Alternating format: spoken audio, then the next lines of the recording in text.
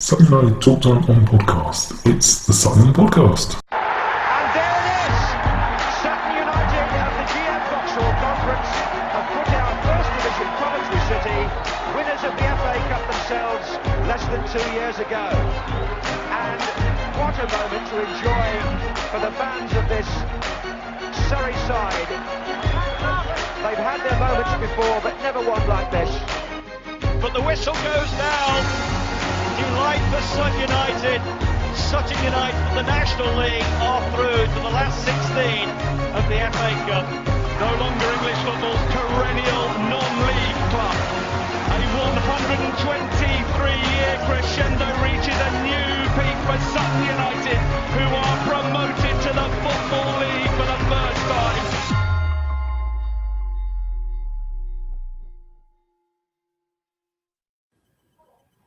Hello and welcome to another episode of Sutton United Talk Time and Podcast. It's the midweek social. Joining me today, we've got Dan from Candemonium. Hello, Dan. Welcome back. Evening. Thank you. And for the first time, who's going to get almost the full "Who Are You" treatment is Gabriel. Hi, Gabriel. How are you? Hello. Good evening. Fine. Thank you. Lovely. So we kind of know Dan's backstory, but we don't know yours. I still haven't worked out the sound. Well, actually, I say I haven't worked it out, but this lot don't allow sound clips, so it's not actually me. I've been trying for like months, and now I found out they don't do it. So that's brilliant. But tell us a bit about yourself. Essentially, who are you, Gabriel? How come you support Sutton and whatnot? So I first got to see Sutton on Eurosport in the football game for FA Cup against Leeds. Mm-hmm. I'm a big fan of the FA Cup because it allows small teams to have great results and to achieve. I don't know. It's a dream for them even to play against teams like Arsenal or Liverpool or Chelsea. And I watched the game and I was very happy that Sutton won. I do recall from that team Nick Bailey, which I Googled, and he had over 200 games in the championship or around there. Yeah. Yeah, and I do recall Jamie Collins, which shirt I do wear. I bought it. Yeah, because he scored that goal and also because he was a little bit chubby, maybe. He's not here. He's not here. It's fine. Yeah. This Jamie Collins to a T. Broke me then, yeah.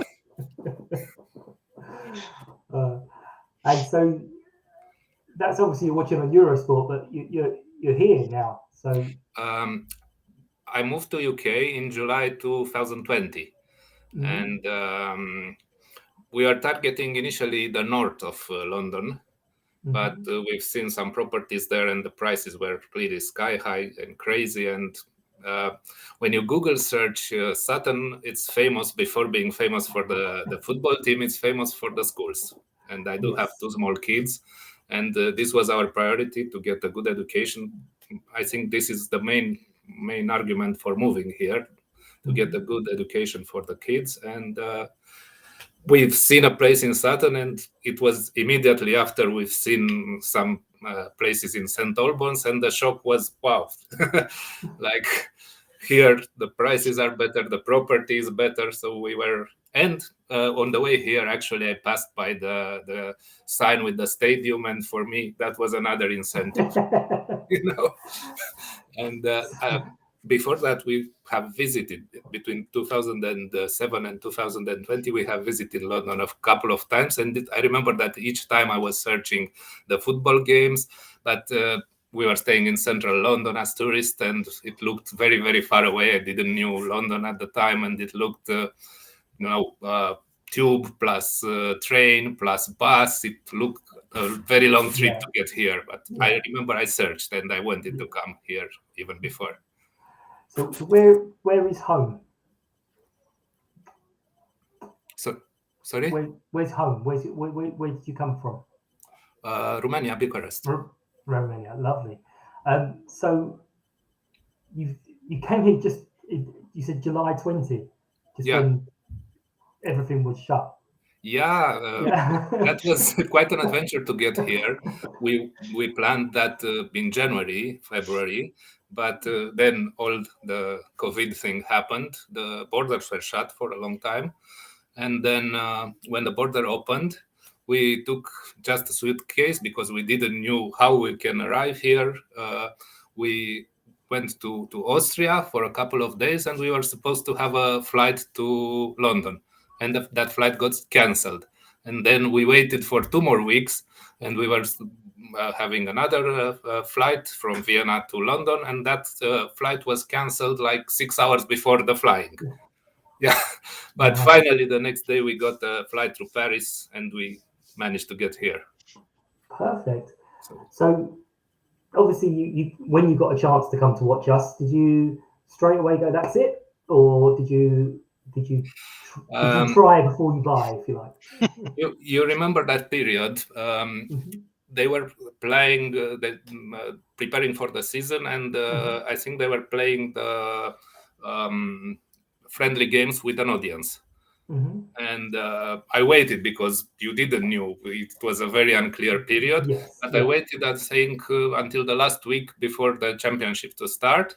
And I bought a season ticket because they said people will be allowed at the games. So I said, okay, let's go for it. But within a couple of days, they just announced no spectators. So I received from the club always a code to watch the live stream. And I didn't, actually. For the first 3 games, I didn't.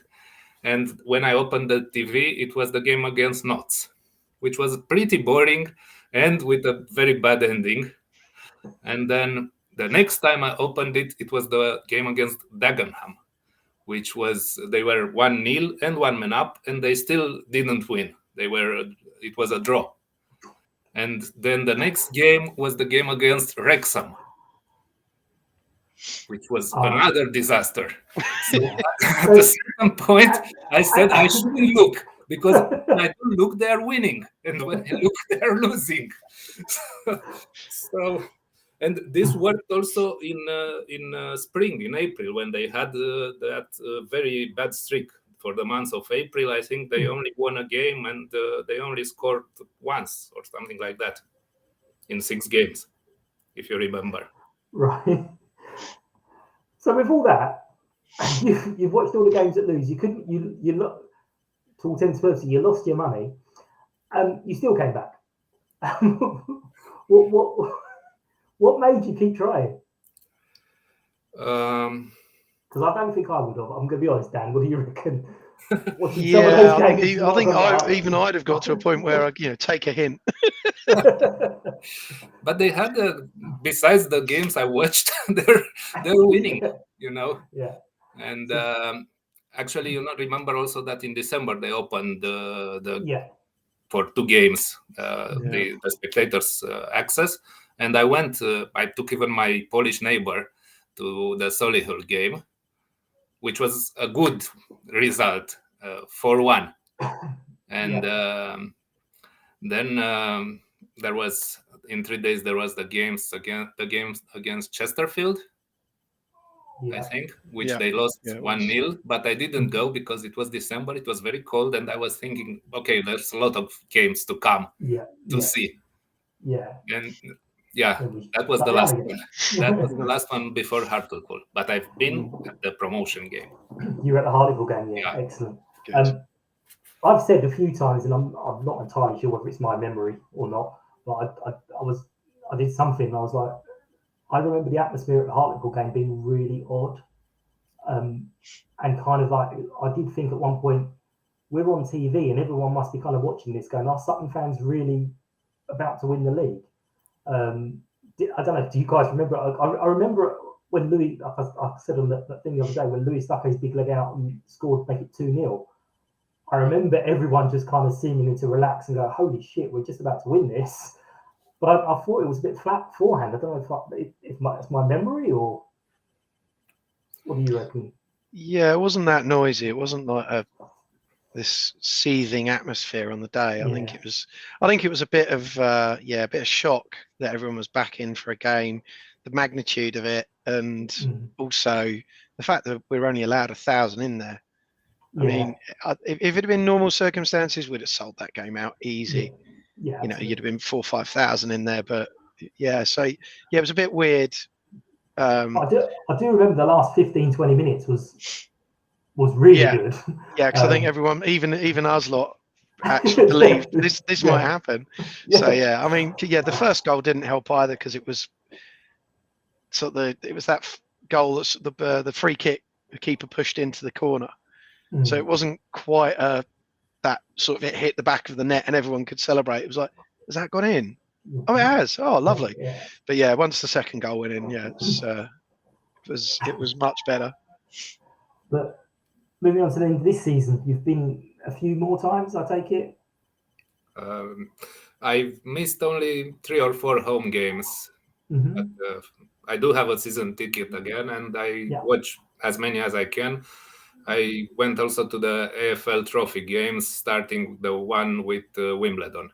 All right, so you jumped onto the Papa John's Trophy games quite early. Yeah. You wasn't someone who jumped on quite late. Yeah, no? Not a bandwagon jumper like myself. No, sorry, Dan. Sorry. You were telling me just before we came on as well that you have been to a few different clubs, South London as well. Yeah, my passion for football dates back from my childhood. I supported, of course, a team in Romania for a long time, but Romanian football was very shaken by the events that happened after the 90s, and practically all teams that were in the first league in 1990 are now bankrupt. Okay, so my club just disappeared in 2009. All right. Yeah. And actually I was involved in trying to revive it with some other people between 2016 then until I left. And it still is a small club in third league in Romania, which has a level you can think at Isthmian League. Okay. So what's the name of the club? Because we love obscure. Progressul. In the years 2000, they even had some victories in the UEFA Cup. They eliminated once Herenveen from Holland, Partizan Belgrade, Chernomorets Odessa from Ukraine.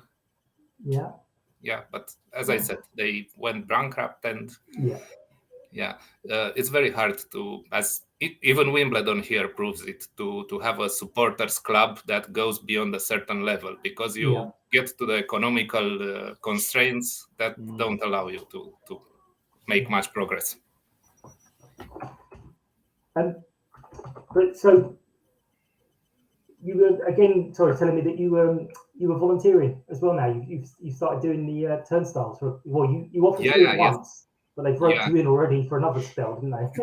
Yeah, they were on the forum. I entered on the Amber forum. I know you're there too, both of you actually advertising.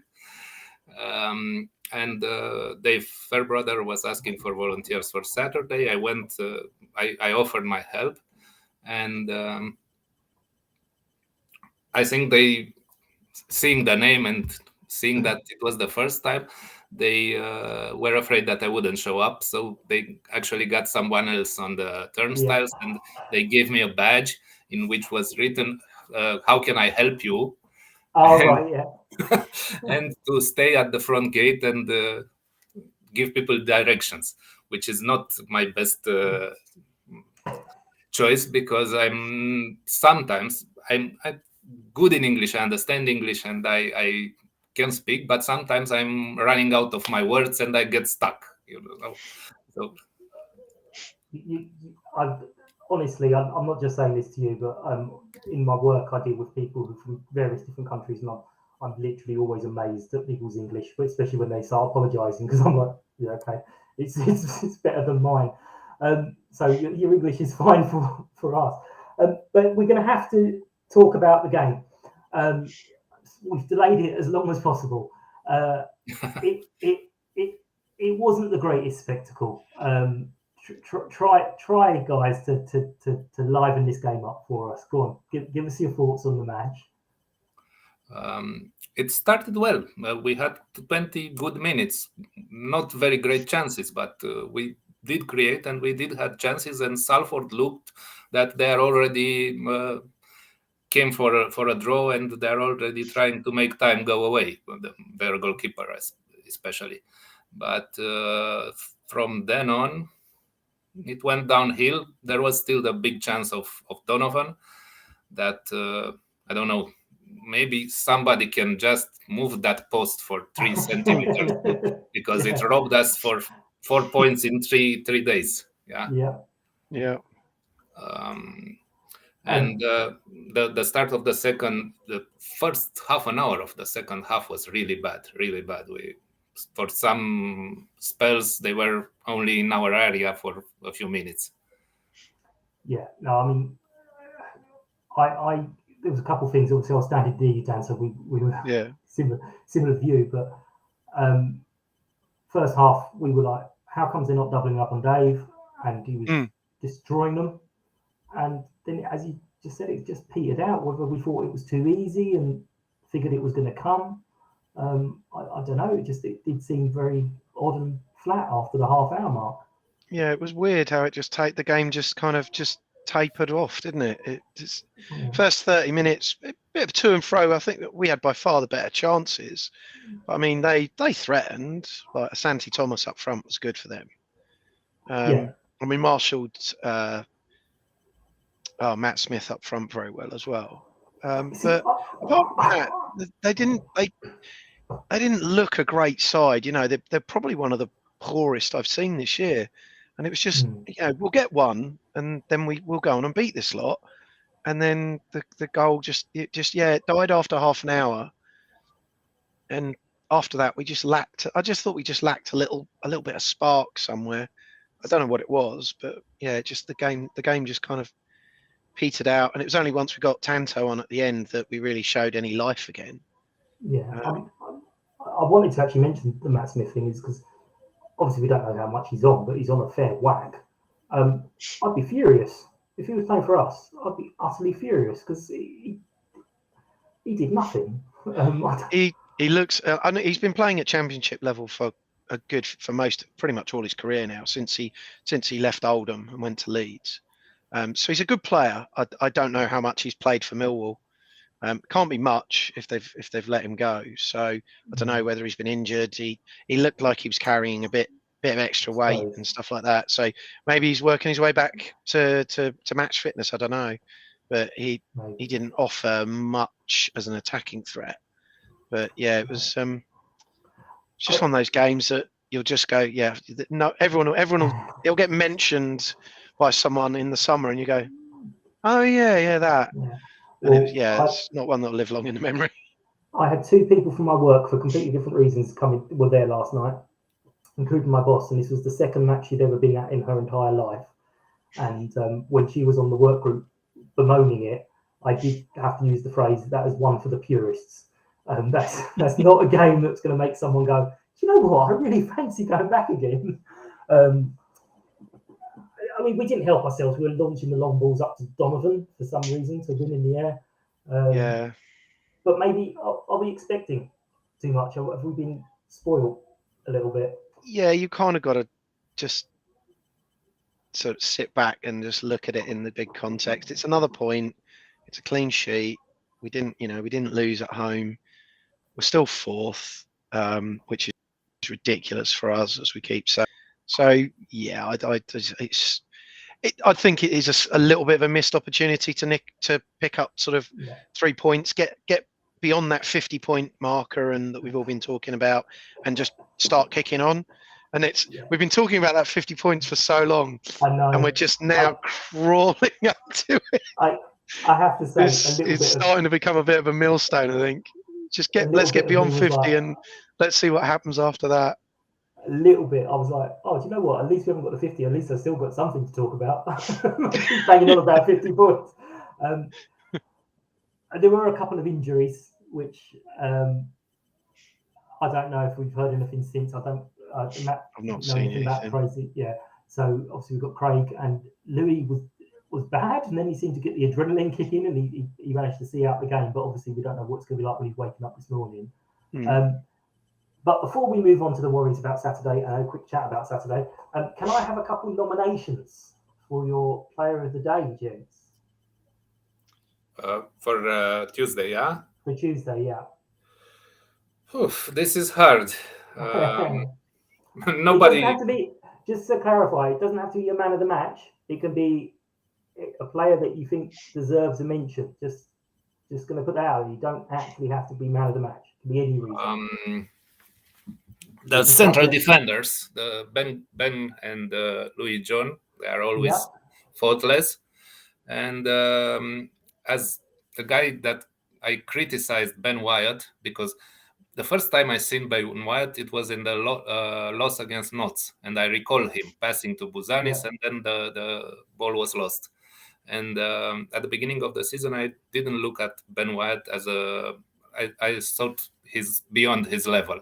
But he had a few very good games lately. He progressed a lot, I think. Yeah. Okay, Dad, who do you think?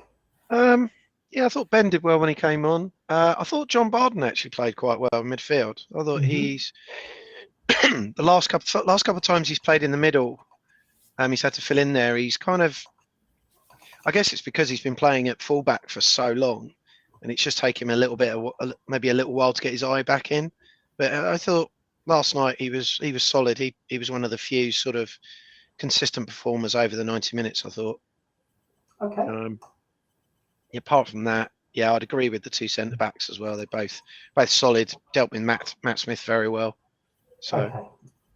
Well, on my list, I had John Barden and Louis, and only because of his half hour, I had Dave as well. So, I thought he did really well. There were a couple of chances where I think he shot and he could have just squared it and possibly could have got that own goal. But I'll stick all four of those out, and we'll see what people think. People didn't seem overly impressed when I put Dean on the list last week, but he did make some good saves. I know he gave away a penalty, but yeah, he didn't get life of a goalkeeper. Yeah, absolutely. But we mentioned some injuries. We mentioned the long unbeaten run, still unbeaten in 2022, as are Forest Green.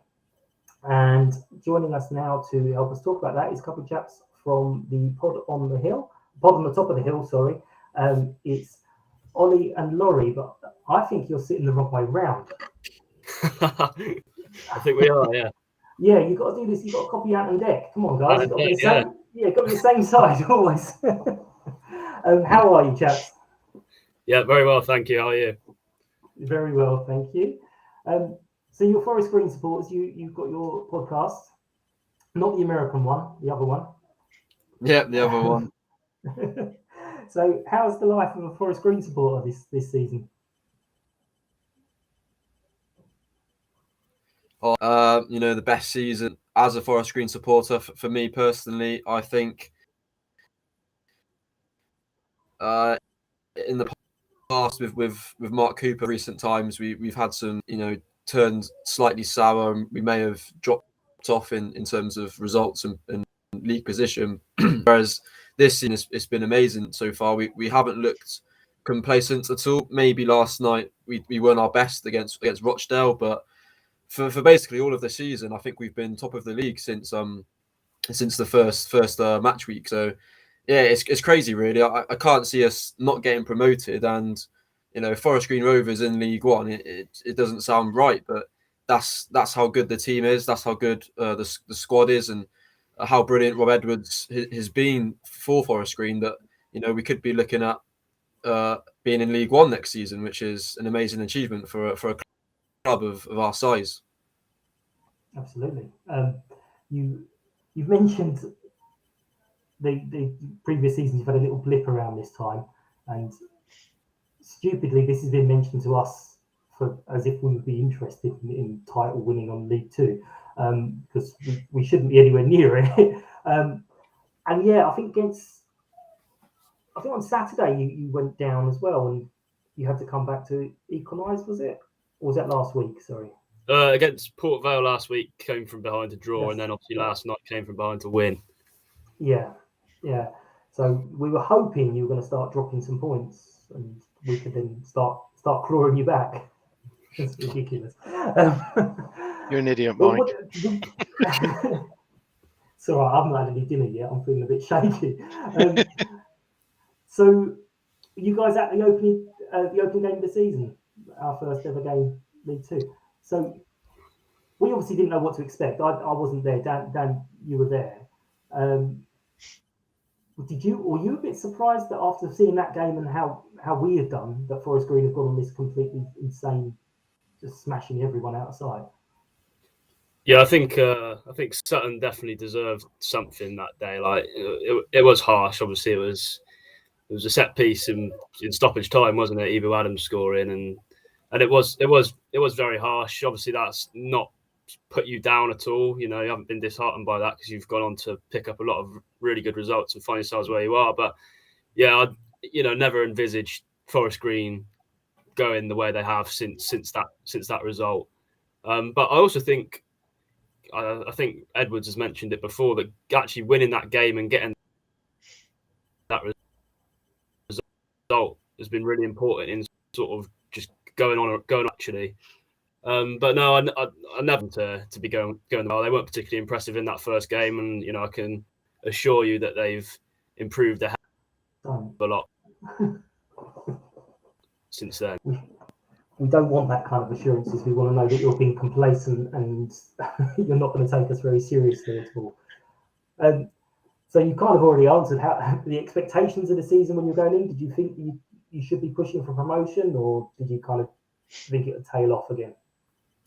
Well, I think last season the squad was more than capable of promotion, and we saw at the end of the season with Mark Cooper leaving and Jimmy Ball coming in, he sort of saved our season, and we managed to get in the playoffs and suffer that heartbreak against Newport. So I think as Forest Green fans, we knew that the potential was there with the squad, but with a manager like Rob Edwards coming in, a man whose previous experience at men's football was at Telford, you don't know how that's going to go, but it turned out to be an absolute masterstroke from Dale Vince, Forest Green, and I think it was 4 players were brought in, added to that team from last year, and they've really impacted the team in a positive way.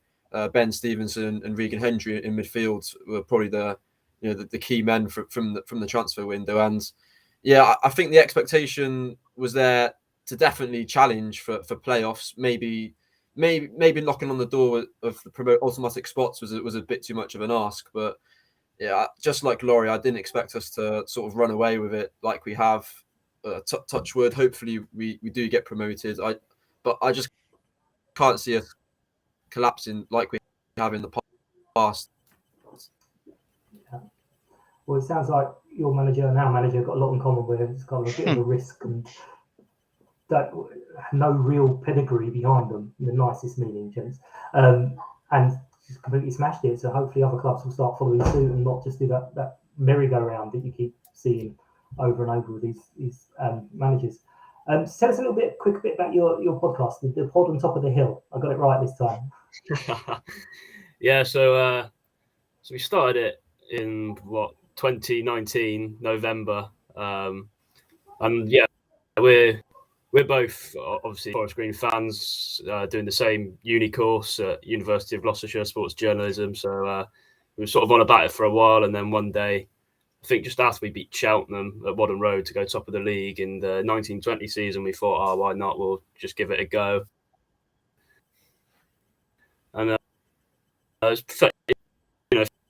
fairly well received, so we've sort of just been going ever since there. So after that, but now we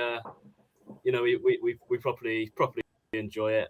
Sort of record an episode every fortnight in the studio in uni. So yeah, been going over 2 years now. So properly enjoy it. Excellent. So proper studio, proper sports journalists. We're going to skip over all this because otherwise people will start wondering why they got this old crap. We don't like professionals here. Right, so let's talk about the game Saturday. What do we reckon? Who wants to go first with their thoughts on what's going to happen? Well, I'm really excited to be going to Sutton. You know, a new ground. I personally, I know you were very impressive on the first game of the season, but I didn't expect you guys to get up and be where you are now. So, or what to expect in terms of quality from you guys on the weekend, because we have had quite a tough run. Tranmere, Newport, Port Vale as well. Port Vale were really good against us I'm anticipating a similar sort of performance from Sutton.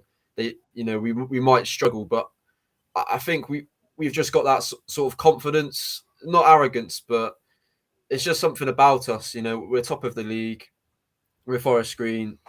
I just think that even if we do struggle at points in the game, we will have enough to at least come away with a point. Yeah, I think the way I'm sort of looking at it is, we've played Tranmere and Newport recently, as Ollie just mentioned there, which have been really tough games, and this one will be really tough as well. And I really hope Sutton go on to get the top three, because I think it would just be an incredible story. See you making a face there, not so sure, but it'd be an incredible story. But the way I sort of look at this, there's 16 points separating Sutton and Forest Green at the moment. So whilst it's fourth against first, it's fourth against 16-point gap first, which is a hell of a difference. So I do think Forest Green will probably, they're unbeaten nearly a whole year now. I think they're just less than 2 months away from making it a whole year unbeaten on the road, which will be an incredible feat. So no doubt it will be a tough game, but I do expect Rovers to come away with 3 points, I think. Okay. Dan, what's your thoughts on the game? Yeah, it's going to be a tough one. I mean, they've been in great form since the opening day. I mean, whilst they didn't sort of pull up any trees on the opening day, you could tell that there was quality there. The way that just the simple speed and the way they moved the ball. And yeah, we were a little unlucky there on the open to not get a point, but it also showed that they're the sort of side who will keep going right to the final whistle, a bit like we do in many cases as well. So, with the way they're going, and I'd take another point, to be honest. Just take us nicely to that 50 points we were talking about earlier. Finally get to that point, and then we can start looking to the rest of the season. So yeah, I'm expecting a tough one, especially with we might be a bit light in midfield now as well, with Eastie limping off on Tuesday. Yeah. So I think that might be the key. If we can either get Ali Smith back or Eastie just is able to play, then that'll definitely be a big boost for us as well. Absolutely. And Gabriel? Yeah, it's a tough one, of course. Anything can happen. And we're back to our original position of being the underdogs, which we liked. I remember we had an excellent game at Tranmere. And I don't know, maybe we'll have a surprise here. Yeah. But yeah, there's that being light in the midfield thing that was mentioned. I think Smith is a crucial player for Sutton. And when we had the other bad spell with 3 games without a victory, Bristol, Newport, and Bradford, I think he was missing at the first 2. So yeah. I think we really need him back. Yeah, no, absolutely. The reason for the face pulling and the jokes is Sutton have never, ever mentioned the Football League in almost their 123-year history. And then we kind of got promoted and everyone's going, what? Hey, hang on. And yeah, it's been odd, but the difference between the National League and League Two is not what we thought it would be. And we are very surprised to be at that, not necessarily at that end of the table, but certainly people talking about it. It's just a very strange experience for us. Dan, you'd be pleased to know I'm not going to do the predictions because I have been awful at it. So I couldn't turn the figures into any way to make me look good in any way, shape or form. So I'm stopping that. Finally given up. Yeah, absolutely. I was working out all these convoluted systems to make out that I was good, but none of them worked. So. Unlucky, mate. At least you tried. Exactly. At least you tried. Tried something. we'll wrap it up there, gents. Thank you all for your time. I will let you all know if anyone wants to listen to the pod on the Top of the Hill podcast. I will be tagging them in as well, so you'll see all their tweets. They've got a pinned tweet with the most recent episode, I think. But yeah, thank you for your time, Dan, as well, and Gabriel. I'll let you all know when it's released. Thank everyone for listening. Please shout me in the socials at Sutton Podcast, or drop me an email, which is now mike@suttonpodcast.com, because I've actually paid out some money for a website. Yay. Well, a domain name, not a website. I'm not mad. I did that myself. So thanks a lot, gents, and we'll see you all soon. Thank you. See you guys. Bye. Cheers. United!